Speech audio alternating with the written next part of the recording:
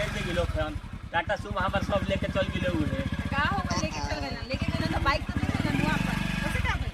तो बाइक से का दिक्कत हमारा चलावे पता नहीं दिक्कत हुई नहीं। अरे अब का हो गइल का पहले नीचे उतर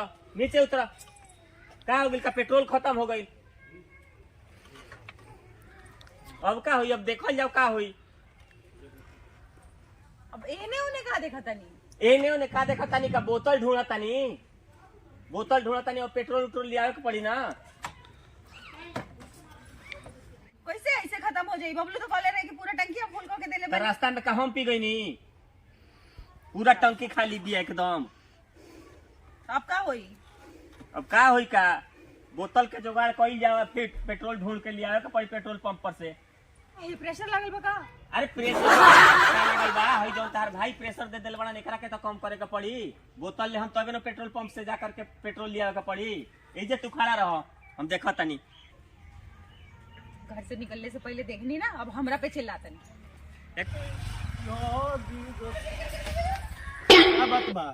उठा भइल बनू भैया हमनी के बाइक के पेट्रोल खत्म हो गइल बा हमनी के तनी थोड़ा सा मदद चाहिए था का मदद करे के बा के ह अरे हम ही आगे रोकनी है अपना मदद करे खातिर। अच्छा मदद करे खातिर रोकले बड़ू हाँ। कोनो बात ना चलो भाई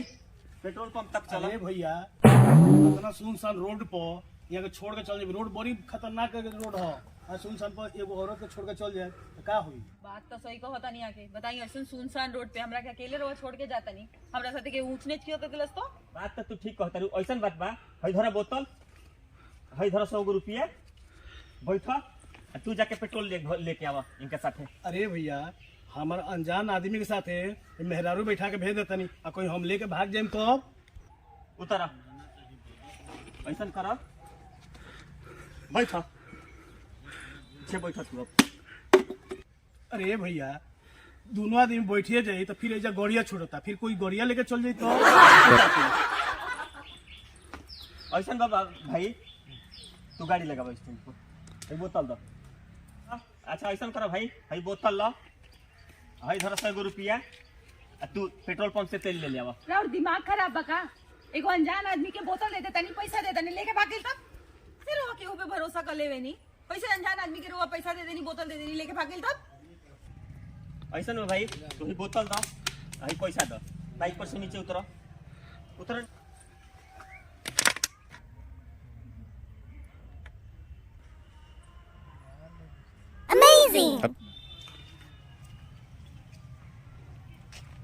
लो भाई हई बोतल धला हई 100 रुपया धला पेट्रोल के बतावा ना तू पेट्रोल ले ली आगे।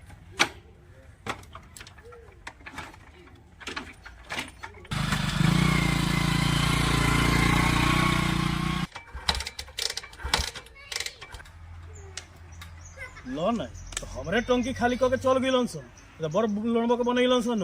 हमारे सब खत्म हो गई। लो अब हम कहाँ ढूंढते अब अपने धक्का मार के जाए के पड़ी अब के गाड़ी में लिया